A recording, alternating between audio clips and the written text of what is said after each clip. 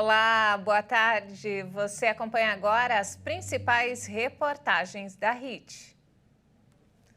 A prévia do PIB divulgada pelo Banco Central indica que a economia brasileira segue em alta no terceiro trimestre deste ano. O dado oficial vai ser divulgado pelo IBGE em dezembro. O Índice de Atividade Econômica do Brasil, considerado uma prévia do Produto Interno Bruto, registrou um aumento de 1,36% no terceiro trimestre deste ano. O PIB é a soma de todos os bens e serviços produzidos no país e serve para medir a evolução da economia. Quando o PIB cresce, significa que a economia vai bem e produz mais. Se o PIB cai, quer dizer que a economia está encolhendo e o consumo e o investimento total é menor. Segundo o Banco Central, para este ano, o mercado financeiro estima uma alta de 2,77% para o PIB. Já para 2023, a expectativa é de um crescimento menor, de 2,70%. Já o Ministério da Economia projetou em setembro um crescimento de 2,7% para a economia brasileira em 2022 e uma expansão de 2,5% para o ano que vem. O resultado oficial do período, medido pelo IBGE, vai ser divulgado no início de dezembro. E olha só, o desemprego caiu em 6 unidades da federação no terceiro trimestre do ano. Segundo o IBGE, nos demais estados, a taxa de desocupação ficou estável. A taxa de desemprego caiu em 6 estados de julho a setembro em relação aos 3 meses anteriores. Na média nacional, o índice de desemprego baixou de 9,3% para 8,7% no período. Essa foi a menor taxa desde o trimestre encerrado em junho de 2015.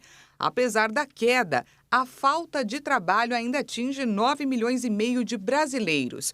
Os dados são da Pesquisa Nacional por Amostra de Domicílios, a PNAD contínua, divulgada pelo IBGE. As reduções no trimestre, consideradas significativas em termos estatísticos, foram registradas por Rondônia, Ceará, Acre, Pará, Minas Gerais e Paraná. Nas outras 21 unidades da federação, a taxa de desocupação mostrou estabilidade no terceiro trimestre. Entre as regiões do país, houve queda no indicador em todas elas, sendo que o Nordeste registrou a maior taxa e o Sul a menor.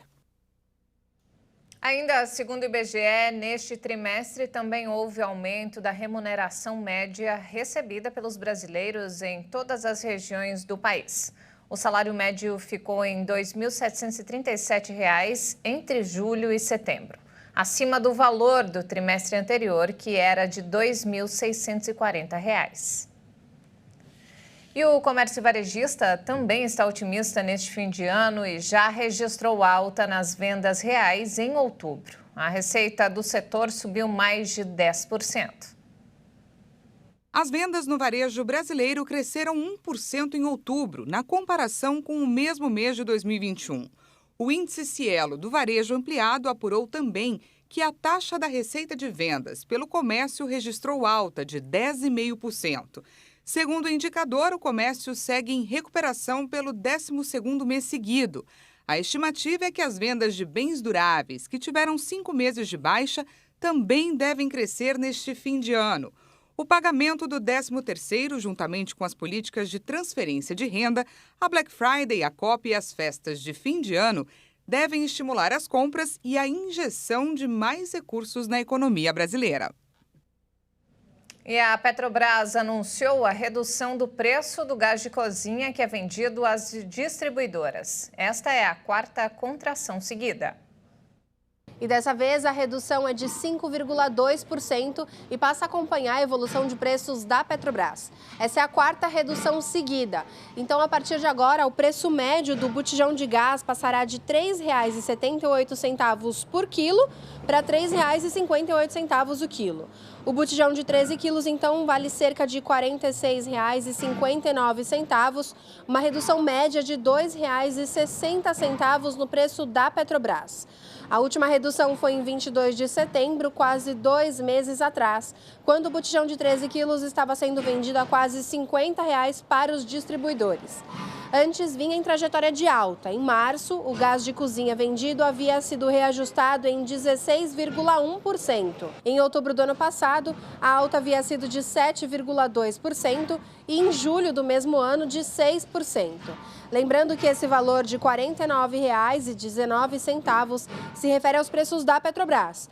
Já para o consumidor, na semana que terminou no dia 12 de novembro, o botijão estava sendo vendido a cerca de R$ 110. Então agora a gente tem que esperar o repasse para as distribuidoras para que a gente saiba quanto que vai estar o botijão aí em todo o Brasil. De São Paulo, Bruna de Giaimo. E a Caixa Econômica Federal voltou a liberar um empréstimo consignado do Auxílio Brasil que havia sido bloqueado há cerca de 2 semanas. A nossa repórter Maria Clara Leite traz mais informações. A Caixa havia suspendido o crédito um pouco antes do segundo turno das eleições por recomendação do Tribunal de Contas da União. E esse bloqueio permaneceu até que o processamento da folha de pagamento do benefício fosse concluído. Agora, então, esse empréstimo já está de volta. E como é que funciona o consignado do Auxílio Brasil? Bem, ele é um crédito descontado do próprio benefício. Assim, quem o utiliza recebe um valor menor até que pague o empréstimo. Esse consignado permite o comprometimento de até 40% do benefício, o que dá um limite aí de quase R$ 2.570, que devem ser devolvidos em 24 vezes, com valor máximo mensal a ser pago de R$ 160. A taxa de juros desse empréstimo é limitada a 13,5% ao mês. E o pedido desse empréstimo consignado do Auxílio Brasil pode ser feito pelos beneficiários diretamente no aplicativo Caixa Tem. E o Pix completou 2 anos de existência. A ferramenta já é usada por 70% dos brasileiros que têm conta em bancos. Quem traz para a gente mais detalhes é a repórter Bruna de Giaimo. O Pix se tornou o queridinho do Brasil. O sistema, que oferece transações de forma gratuita e instantânea, já movimentou mais do que o PIB brasileiro, o Produto Interno Bruto. Segundo dados do Banco Central, mais de 130 milhões de pessoas físicas já fizeram pelo menos uma transferência bancária desde novembro de 2020, quando o Pix foi criado, né? Isso é cerca de 70% da população que tem conta em banco. Entre as empresas, mais de 11 milhões já aderiram ao sistema, que é considerado uma grande facilidade. Já foram realizados 26 bilhões de Pix, movimentando 13 trilhões de reais. Os dados mais recentes também mostram que 523 milhões de chaves já foram criadas. E vale lembrar que o usuário pode ter mais de uma chave. Só que a agilidade criada pelo Pix também facilitou a vida dos golpistas. E o grande desafio do Banco Central e das instituições financeiras nesses 2 anos tem sido elaborar medidas para aumentar a segurança do usuário. O Pix é a ferramenta mais utilizada de transferência entre bancos aqui no Brasil. Tanto é o sucesso que tem novidade vindo por aí. O sistema já pretende expandir para outros países e Estados Unidos e Canadá já procuram desenvolver uma ferramenta parecida com a nossa. E falando sobre saúde, a cidade de São Paulo já está oferecendo a xepa da vacina contra a Covid-19 para bebês. A Secretaria Municipal de Saúde abriu o cadastro para o recebimento de doses remanescentes. Crianças de 6 meses a 3 anos incompletos, com comorbidades, imunossuprimidos, com deficiência ou indígenas, vão poder se vacinar contra a Covid. E com o objetivo de acelerar a destinação de doses remanescentes, a Secretaria Municipal de Saúde abriu o cadastro para a chamada xepa da vacina. A inscrição pode ser realizada pelos pais ou responsáveis nas unidades básicas de saúde da capital paulista. A imunização da nova faixa etária deve ser realizada com a vacina da Pfizer, com formulação e dosagem específica para crianças pequenas, autorizada pela Agência Nacional de Vigilância Sanitária. De acordo com a Prefeitura, a capital recebeu 34.840 doses da vacina Pfizer pediátrica. O esquema vacinal será de 3 doses. De acordo com a Prefeitura, os responsáveis pelas crianças devem apresentar comprovantes de condição de risco, ou seja, receitas, relatórios ou outros documentos que atestem as comorbidades ou as outras condições previstas. A documentação deve conter, além da identificação da criança, carimbo do médico com CRM e estar dentro da validade de 2 anos de emissão. Cerca de 65% dos brasileiros têm relatado sofrer com sintomas de Covid mesmo tempos depois da infecção. Isso não é só aqui. Os casos são relatados por pacientes no mundo todo. Quem traz mais informações é a nossa repórter Bruna Di Giaimo. Segundo uma pesquisa realizada na Espanha, cerca de 60% dos pacientes que precisaram de internação para tratar a Covid-19 e 67% daqueles que não precisaram de internação continuam apresentando sintomas mesmo depois de 2 anos da infecção. Os sintomas que mais incomodam estão aí a perda de olfato e paladar, dores de cabeça, febre e tosse.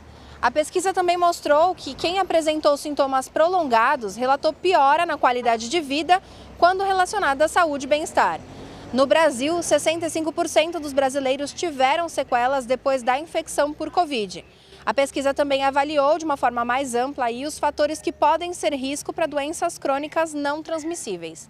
Nesse caso, é recomendado o acompanhamento de uma equipe de multiprofissionais.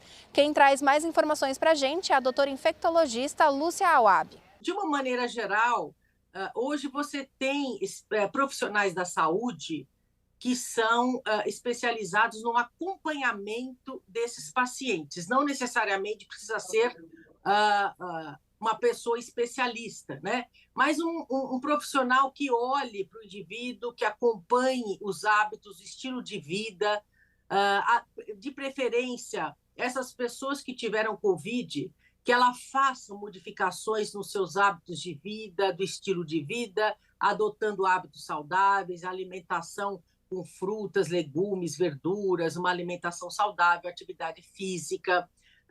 Ou seja, ela tem que fazer uma mudança no estilo de vida para recuperar esse tempo de infecção que ela teve por Covid e minimizar essas sequelas.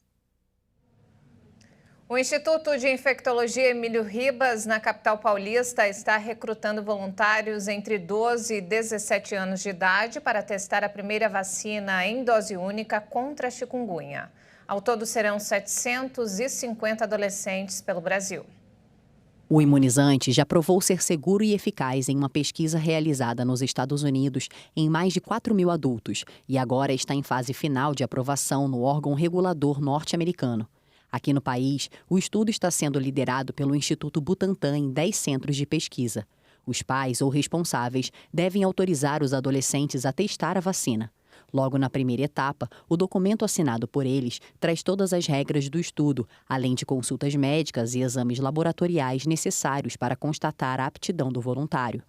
Nas etapas seguintes, o voluntário vai receber a dose da vacina que pode ser de imunizante ou de placebo. A chikungunya é causada por vírus transmitido por mosquitos como o Aedes aegypti e pode provocar manifestações sistêmicas, como febre, dor no corpo, dor nas juntas e, nos casos mais graves, encefalite e até óbito. E veja a seguir, quase 17 milhões de pessoas vivem com diabetes no Brasil, 5º país no ranking mundial da doença. E ainda, maior festival de hambúrguer do país reúne sanduíches inéditos até o fim do mês. Nós voltamos em instantes. Até já!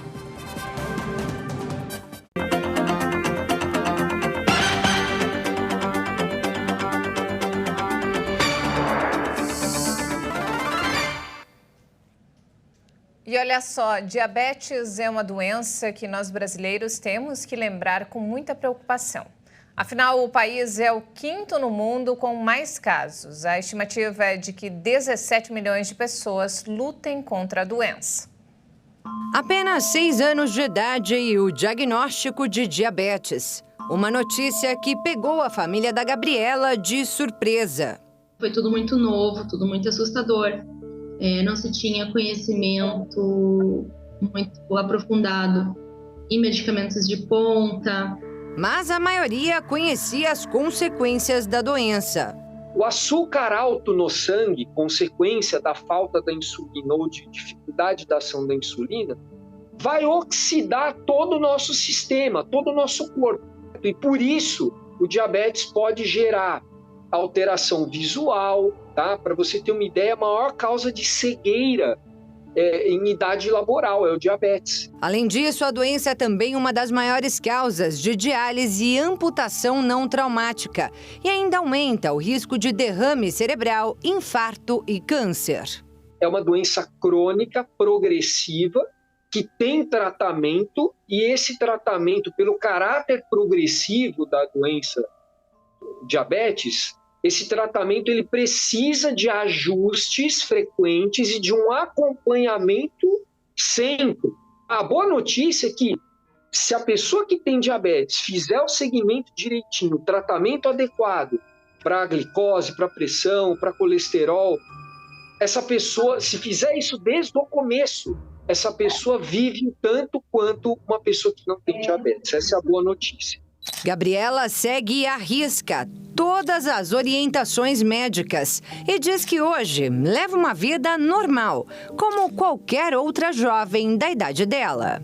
Faço acompanhamento com uma equipe de profissionais, como qualquer pessoa tem a sua equipe de médicos, né? A gente tem uma atenção maior em alguns pontos, mas sigo à risca, sim, questão alimentar, questão de exercício físico. Tenho uma vida normal, tenho a minha formação, tenho o meu emprego, meu casamento. Estamos agora planejando ter um bebê daqui a algum tempo. Também já estou em acompanhamento com profissionais especializados em diabetes tipo 1 para que tudo seja o mais tranquilo possível.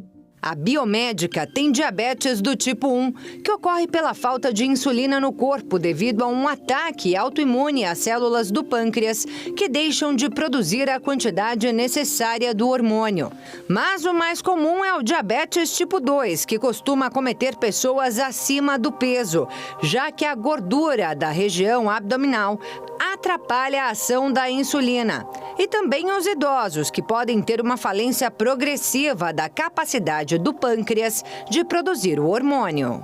Mas nos primeiros anos a doença é silenciosa. Por isso, o endocrinologista recomenda avaliações periódicas por meio de exames laboratoriais para o rastreamento, principalmente para quem tem predisposição genética. Só que mais importante que isso, segundo o especialista, é tentar evitar o surgimento da doença com uma boa alimentação, boas noites de sono e a prática de exercícios, sem muito sofrimento. Hoje a gente tem, por exemplo, um relógio celular marcando passos. Qualquer smartphone marca o número de passos. Para cada 1000 passos a mais que a gente dá, a chance de desenvolver, por dia, né? A chance de desenvolver diabetes cai 6%. E para quem já convive com diabetes... Se você fizer 5 a 6 minutos de uma caminhada rápida, isso dá para fazer, certo? A tua expectativa de vida é estimada que aumente em 4 anos, com 5 minutos a 6 minutos de caminhada rápida. Então, fica essa mensagem aí para, se não dá para fazer tudo de maneira perfeita, façamos o que é possível. E olha só que alarmante, de cada 3 casos de câncer diagnosticados, 1 é de pele. Por isso, a capital de Mato Grosso do Sul lança uma campanha que ajuda a identificar o câncer de pele com atendimentos gratuitos por um mutirão de médicos. No Brasil, o câncer de pele é responsável por mais de 1/3 de todos os tumores que existem, todos os cânceres que existem no mundo. O dado é preocupante, ainda mais em um país tropical, onde há incidência de sol praticamente em todas as estações. A Sociedade Brasileira de Dermatologia indica que pelo menos uma vez por ano, todas as pessoas, de um modo geral, e não somente aquelas que passaram mais parte da vida expostas ao sol, busquem uma consulta com um especialista. E a oportunidade vai ser oferecida agora, dia 19 de novembro, no mutirão gratuito no Hospital Universitário, com a presença de mais de 25 dermatologistas. O Dr. Guilherme é um dos coordenadores do mutirão de prevenção e combate ao câncer de pele no HU, realizado desde 2014. A ideia é atender 1.500 pessoas das 8 da manhã às 3 da tarde. O atendimento será por ordem de chegada. É preciso levar documento com foto e carteira do SUS. Além de orientação, quem tiver alguma suspeita de câncer de pele já poderá ter o problema resolvido no mesmo dia. Nós vamos estar oferecendo o máximo possível para que a gente possa ter ou o diagnóstico precoce das alterações das pessoas que forem lá, ou até a cirurgia. Também tem algumas lesões que não precisam de cirurgia para serem removidas. Precisa de um tratamento superficial. Esse tratamento também vai estar sendo realizado no dia. A alopécia ou calvície é um problema que atinge cerca de 42 milhões de brasileiros. Ela está entre as principais causas de consultas aos dermatologistas e muitos motivos podem contribuir para que isso aconteça. Acompanhe. Cabelos e pelos possuem um ciclo natural e suas quedas são previstas nesse período. É normal perder entre 100 e 150 fios por dia. Agora, quando a queda deles, também conhecida como alopécia, está acima dessa quantidade, é um sinal de alerta de que algo pode estar errado. A gente tem que entender, assim, que todos os dias a gente tem uma perda fisiológica. E isso vai depender da quantidade de cabelos que a gente tem, né? Você citou entre 100 e 150 fios, por exemplo. Mas se é uma pessoa que tem uma densidade capilar muito alta, isso pode ultrapassar essa quantidade de fios. Então, o ideal é a gente observar todos os dias o nosso padrão de queda. E se esse padrão de queda fica muito diferente do que o habitual, aí é um motivo para a gente, prestar bastante atenção. A doutora Juliana trabalha com reabilitação capilar usando recursos de ciência e tecnologia. A gente tenta entender toda essa história, analisa tudo que a pessoa toma de medicamento, como é a qualidade de vida dela, mas tem um exame chamado tricoscopia, que é uma avaliação do couro cabeludo, né? A gente aumenta a visualização do couro cabeludo, como se fosse com um microscópio e visualiza numa tela essa questão do couro cabeludo, de todas as estruturas.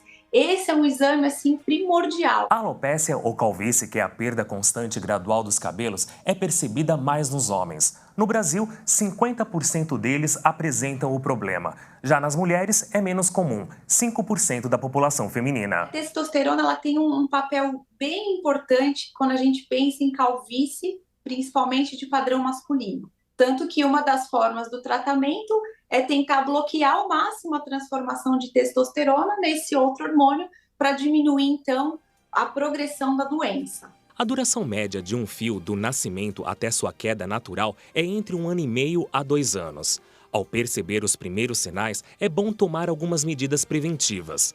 Além dos fatores genéticos, a doutora Juliana deixa dicas importantes para evitar a calvície. Uma coisa que chega a ser até engraçada, mas pessoas que não lavam os cabelos, o couro cabeludo todo dia, a higienização do couro cabeludo é o principal remédio, é o principal tratamento para muitos males capilares. Higienizar com frequência o couro cabeludo. Outra coisa importante também é não dormir de cabelo molhado. Intimidade e privacidade podem ser considerados bens de valor incalculável de uma pessoa. Ter esse espaço pessoal invadido causa indignação e revolta. E nessa semana, um vídeo que viralizou nas redes sociais trouxe um alerta sobre esse problema, que, aliás, pode até ser considerado um crime. Isso porque alguns imóveis que são alugados para períodos curtos podem ser verdadeiras armadilhas com câmeras escondidas. Acompanhe na reportagem.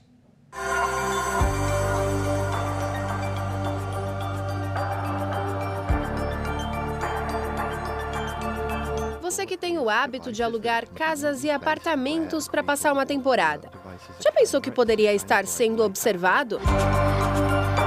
Não? Porque o publicitário Matheus também não tinha esse receio. Até ver um vídeo que circulava na internet e mostrava como identificar câmeras escondidas. Munido dessa informação simples, ele resolveu testar em um imóvel que alugou por uma plataforma específica. Olhando assim, não tem nada. Joga a luz do celular e ela aparece. E esse relógio estava bem em frente à cama. Eu havia visto um vídeo no TikTok falando sobre os perigos, né, desses locais alugados. Aí eu fiz essa verificação, eu coloquei a lanterna do celular nos aparelhos eletrônicos. E aí a surpresa e o medo da privacidade invadida. Mas quando eu joguei a lanterna do celular, apareceu a surpresa. Tinha uma câmera escondida bem no canto. Aí eu fiquei bastante assustado, fiquei com o sentimento de estar sendo observado o tempo todo. E aí fotografei, gravei os vídeos, mas no primeiro momento eu não compartilhei nada. Eu cobri também todas as telas, todos os eletrônicos com camiseta, com toalha, com as roupas que eu tinha lá, por esse medo. Embora eu tenha tirado da tomada, eu fiquei com medo de ainda assim, de alguma forma, eles estarem gravando.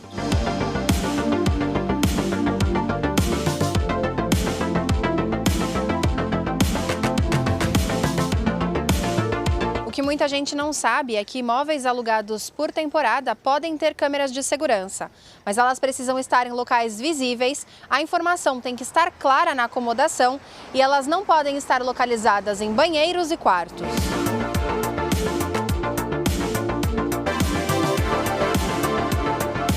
Bom, uma vez identificada uma câmera escondida, cabe ao locatário, primeiramente, entrar em contato com as plataformas, com essas plataformas que fazem a intermediação da locação, e também é possível o registro de um boletim de ocorrência, tendo em vista que isso pode até implicar num crime de registro não autorizado. Ela pode até ingressar com uma ação contra a plataforma, porque não fiscalizou, e contra o proprietário, até pedindo, eventualmente, uma indenização por danos morais. Segundo o regulamento da plataforma utilizada pelo Matheus, anfitriões são obrigados pela empresa a informar aos hóspedes se tem dispositivos de vigilância ativos por lá e se uma gravação está ocorrendo no momento.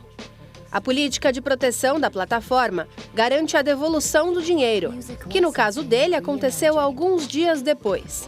Para se proteger, o hóspede buscou seus direitos. Eu fui até a delegacia, fiz um boletim de ocorrência, conversei com a delegada da minha cidade, eu sou aqui de Mogi Guaçu, que é no interior de São Paulo, e conversei com a delegada, e ela falou que o ideal é, no primeiro momento, em uma situação que você encontra uma câmera escondida, o ideal é chamar a polícia naquele mesmo momento. Mas como não foi o meu caso, né, eu gravei, mas não chamei a polícia, o que ela poderia fazer naquele momento é o boletim de ocorrência e passar esse boletim de ocorrência para a cidade de Campinas. E depois de descobrir a câmera e publicar o vídeo em uma rede social, diversas pessoas que já haviam locado o mesmo lugar se preocuparam com a privacidade invadida durante o período em que estiveram lá. E com toda essa experiência traumatizante do Matheus, ele deixa o recado para quem for alugar um imóvel. Acredito que agora, com toda essa viralização desses conteúdos, eu espero muito, de coração, que as pessoas possam começar a se atentar nesses momentos, né? Porque normalmente a gente está em viagem, a gente economiza, guarda dinheiro para ter momentos felizes. A gente não imagina que vai ter a privacidade invadida, que vai ter câmeras ali. Mas agora eu espero mesmo que as pessoas comecem a ter essa visão, ter esse olhar para esses pequenos espaços, para aparelhos eletrônicos, para que não passem por essa situação.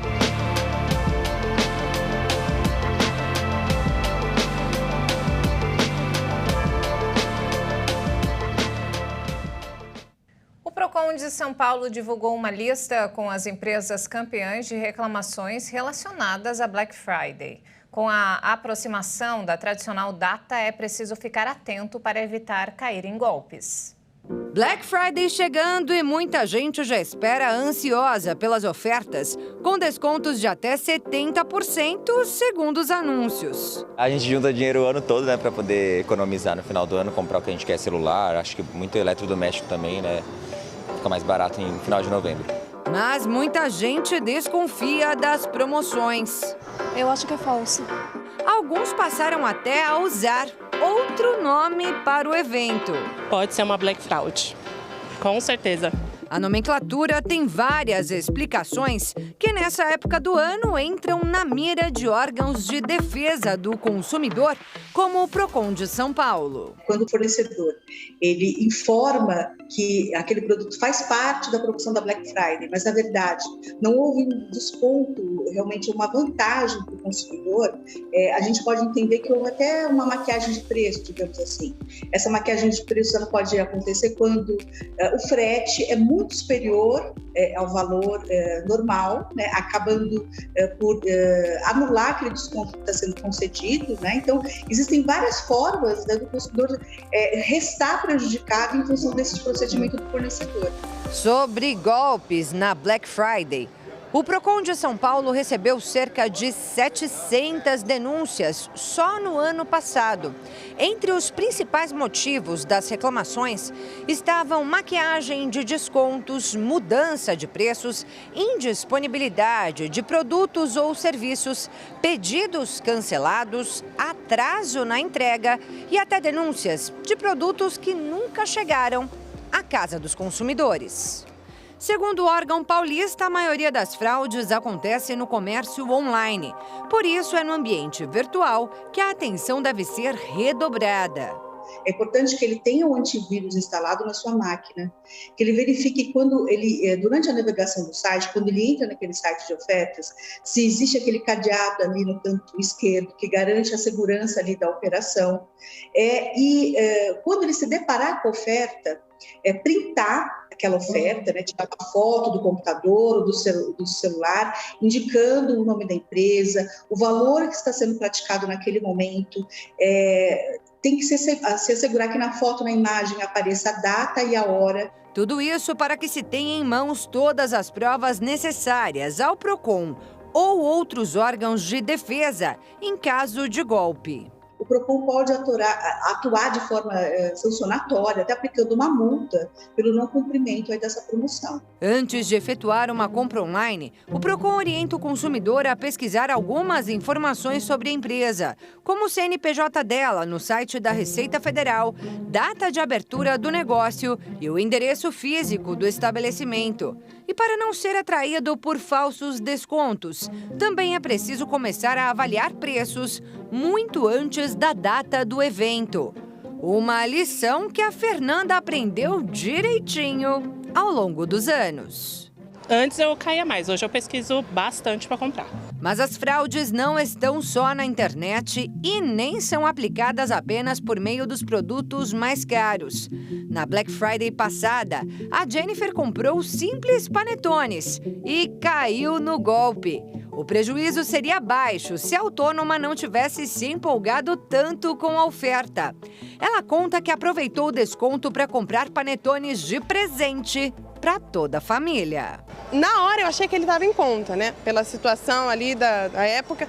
Mas depois, mais pra frente, isso um mês depois, estava bem mais em conta. Então eu falei, poxa vida, tinha que ter esperado então, porque a Black Friday não valeu para esse produto. Você chegou a denunciar a loja ou não? Não cheguei a denunciar a loja não, mas o ideal era, né? Se ela tivesse denunciado, talvez a loja estivesse na lista divulgada pelo Procon com os nomes das empresas campeãs de reclamação na última edição da Black Friday. Essa informação ela pode ser verificada no site do Procon, tá? No campo de notícias, onde tem ali um balanço do que a gente chama da Black Friday de 2021. Onde nós temos ali a indicação das empresas mais reclamadas, né, no ano passado e os principais problemas. Além dessa lista, há outra chamada Evite Esses Sites, composta por fornecedores suspeitos. Alguns sites, às vezes, estão até ainda no ar, a gente não conseguiu solicitar o bloqueio total, né, desses sites. Então, tomar muito cuidado com as ofertas em redes sociais, né? É importante que o consumidor tenha um laço, uma forma de depois reclamar ou que a gente possa depois acionar a empresa para que ela possa cumprir aqui o dever que ela tem com o consumidor de garantir o cumprimento da oferta, uma boa experiência, digamos assim, durante a Black Friday. Um festival de hambúrguer que acontece em várias capitais brasileiras neste mês de novembro mostra o quanto esse mercado vem crescendo nos últimos anos. Só em 2021, o número de hamburguerias cadastradas em uma plataforma de comida mais do que dobrou e as vendas tiveram alta de 140%. Prepara a carne, frita, seleciona os ingredientes e está pronto aquele hambúrguer pra lá de apetitoso. Quem não gosta? Cláudio Baran é um grande apreciador da iguaria, como até a roupa mostra. E não por acaso ele criou um festival que, ano a ano, vem contribuindo para o crescimento do hambúrguer gourmet no Brasil. Em 2012, eu convidei 25 restaurantes para criarem um hambúrguer novo. Na primeira edição eram só restaurantes, não tinha nem hamburgueria participando. E foi um sucesso e desde então o mercado de hambúrguer começou a crescer loucamente. Hoje está um dos maiores segmentos da gastronomia. Quando o Burger Fest nasceu, existiam cerca de 350 hamburguerias em toda a região metropolitana de São Paulo. E hoje, apenas uma década depois, são aproximadamente 7 mil por aqui e 30 mil em todo o Brasil. São números que demonstram a ascensão desse setor nos últimos anos. Uma visão de mercado que o proprietário dessa hamburgueria na capital paulista teve bem antes desse sucesso todo virar realidade. Em 98 eu tive num congresso nos Estados Unidos de food service e eles apontaram que a grande tendência de 2000 a 2025 era hambúrguer. Eu aproveitei esse gancho também para montar aqui, né? Falei, opa, já que os bambambãs deram como tendência, por que não? A ideia era trazer dos Estados Unidos para a mesa do brasileiro aquele gostinho do hambúrguer americano. E por eu ser americano, minha família viveu comendo hambúrguer sempre.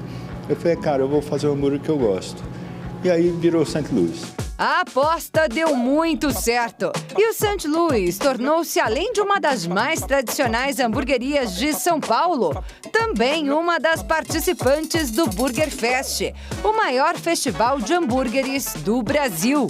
E este ano, a casa apresenta esta receita. O nosso burger de 180 gramas, queijo cheddar, uma geleia de pimenta jalapeño que a gente faz na casa, bacon assado e tomate, nada demais, tudo saudável. Então, um hambúrguer bem gostoso, com uma influência mais do meio oeste americano. Que só de olhar dá água na boca. Mas essa é só uma entre as centenas de variedades que fazem parte do maior roteiro gastronômico de hambúrgueres do país. Ao todo, são 550 hamburguerias participantes em 11 estados brasileiros. Cada uma apresentando um hambúrguer exclusivo, criado especialmente para o Burger Fest. E esse hambúrguer ele é um hambúrguer inédito na casa, feito com ingredientes especiais, gourmets. Então é um festival que homenageia o hambúrguer de qualidade. O Burger Fest não é uma competição. O objetivo aqui é proporcionar uma experiência gastronômica especial aos apaixonados por hambúrguer no festival que acontece apenas neste mês de novembro. Para consultar a lista de restaurantes participantes e para outras informações, acesse o site burgerfest.com.br. É uma experiência única de sentir um sabor diferente de um hambúrguer, sentir uma construção de sabores únicos. Então vai até dia 30 de novembro, depois só ano que vem.